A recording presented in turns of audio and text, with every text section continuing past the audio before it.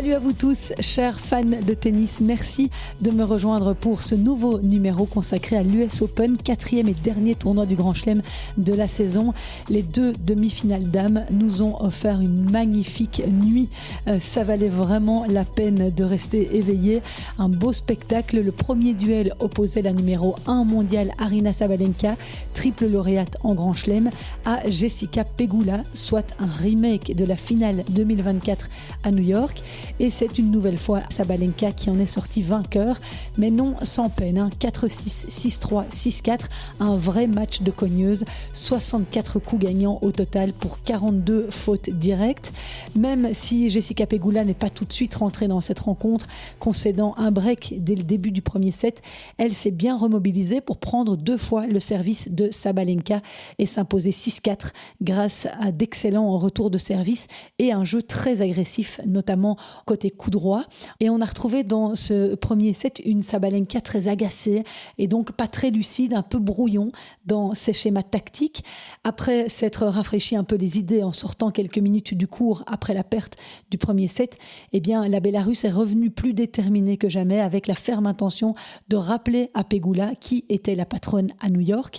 En face, l'Américaine a traversé un gros trou d'air classique. Elle s'est montrée nettement plus fébrile. Elle a rapidement été menée 3-0 en commettant notamment 9 fautes directes, ce qui a permis à Sabalenka de revenir à un set partout.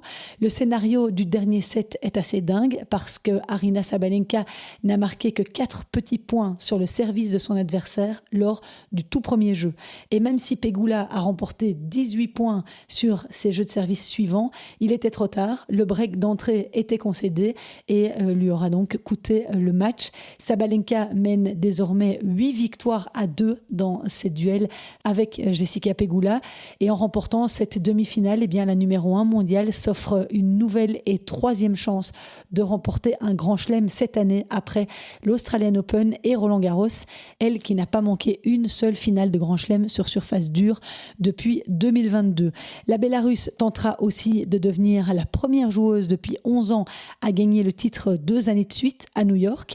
La dernière à y être arrivée est Serena Williams, qui avait même remporté 3 éditions de suite entre 2012 et 2014.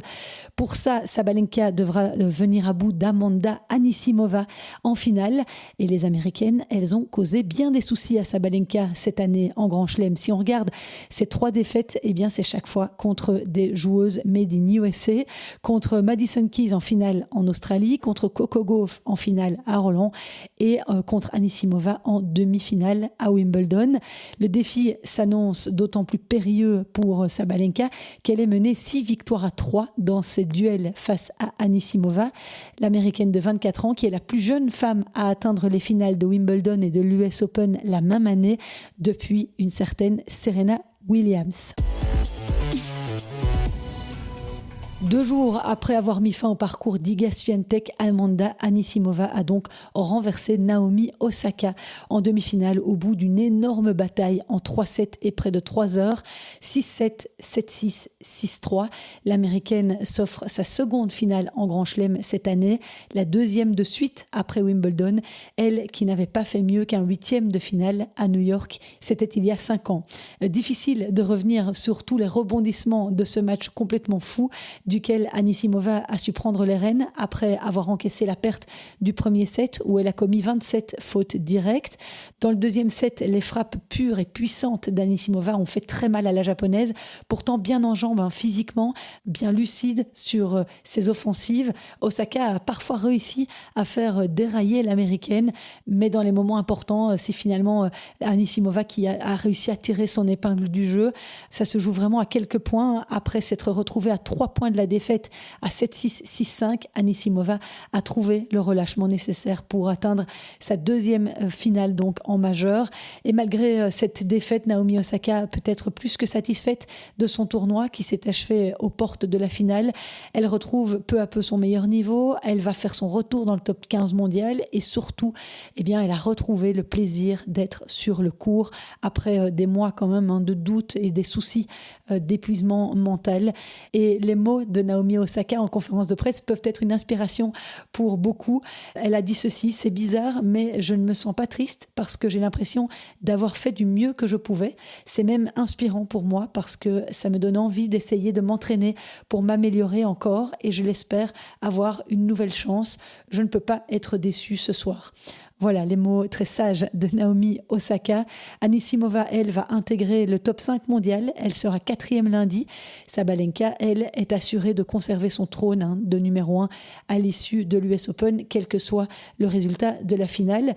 Et puis ce soir, place aux demi-finales messieurs. J'espère que vous pourrez regarder ce match que tout le monde attend. Novak Djokovic contre Carlos Alcaraz. Ce sera à 21h sur Eurosport, disponible via certains opérateurs et via l'application HBO Max notamment.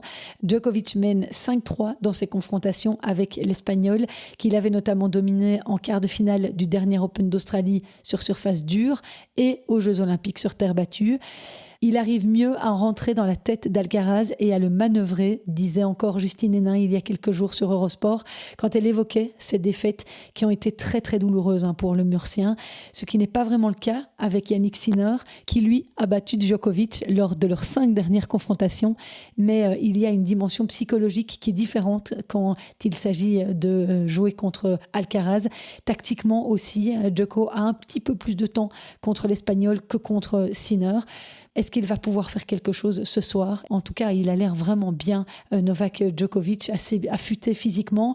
Bref, on s'en lèche déjà les babines. L'autre demi-finale, elle, opposera Yannick Sinner à Félix Auger-Aliassime, qui vient compléter le trio infernal. On a de la peine à croire que le Canadien puisse bousculer le numéro 1 mondial, mais qui sait, il devra jouer très vite, servir parfaitement bien, prendre possession du filet au maximum. En a-t-il les armes? Oui, mais au meilleur des 5-7, ça semble quand même plus compliqué, surtout quand on voit la forme dans laquelle se trouve Yannick Sinner en ce moment. On verra ça en deuxième partie de nuit, donc après la première demi-finale. Et j'espère que vous serez au rendez-vous. N'hésitez pas à communiquer avec moi si c'est le cas. Si pas, je reviendrai sur les temps forts de ces 2 demi-finales, messieurs, demain dans ce podcast quotidien. Merci de l'avoir écouté. Je vous souhaite une excellente soirée, un très bon week-end déjà. À demain. Ciao.